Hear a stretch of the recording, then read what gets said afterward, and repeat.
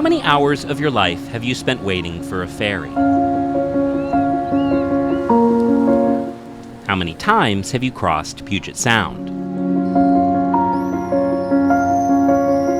It is an inevitable truth that eventually there will be a last time. I've known him since 1980.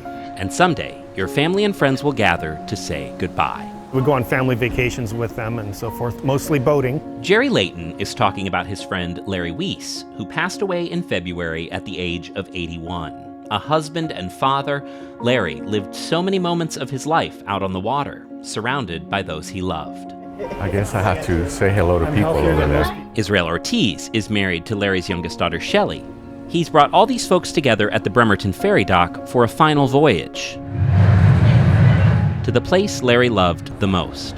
Larry was what we call a waterman. So he loved this part of the country. He was born and raised in West Seattle.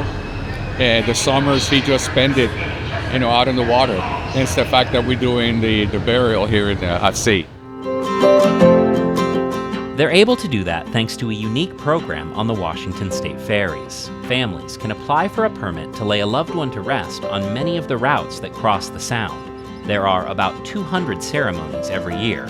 Zale Noah helps coordinate them. Ferry served communities and our community members are just the lifeblood of the ferry system. So being able to offer services for people that feel so connected to the ferries and the Puget Sound is the least we could do. Offering these sort of programs keeps our customer base coming back to us, trusting us, and knowing that they're connected to the ferry systems from start to finish. There is a $150 administrative fee.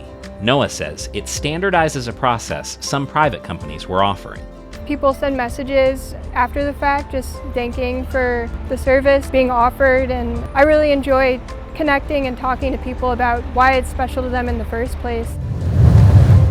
Back with the Ortiz and Weiss family, the group approaches West Seattle, sharing memories with Larry's wife Diana along the way. How tremendous, and everybody that care for him and you, they're all here, if you think about it. Just off Alki Point, the noise of the engines fades, and it's time. A crew member removes the rope at the back of the boat, and everyone gathers for some final words. Then Larry is returned to the waters he loved by his daughter Shelley. The idea is to place him in his place of birth, and he grew up and spent, his adult life, and he's back to rest in that location. Bye, Dad. Bon voyage, Larry. Nope, down you went. Sinking beneath the waves of Puget Sound one last time.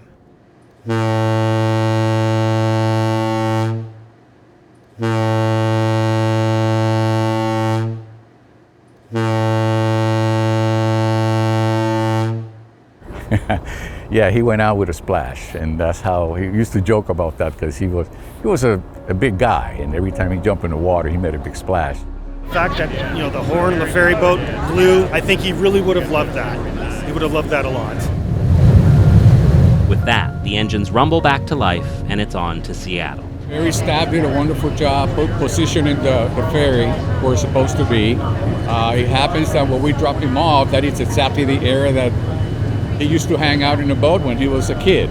So that was just splendid, A brief sailing that arrives with one less soul on board, but a family at peace. This is the day Larry's family and friends gather to say goodbye, though it is also the start of a deeper connection to this place. We know that he was going to be here with us, and every time we visit Alki and West Seattle area, we're going to have him in mind.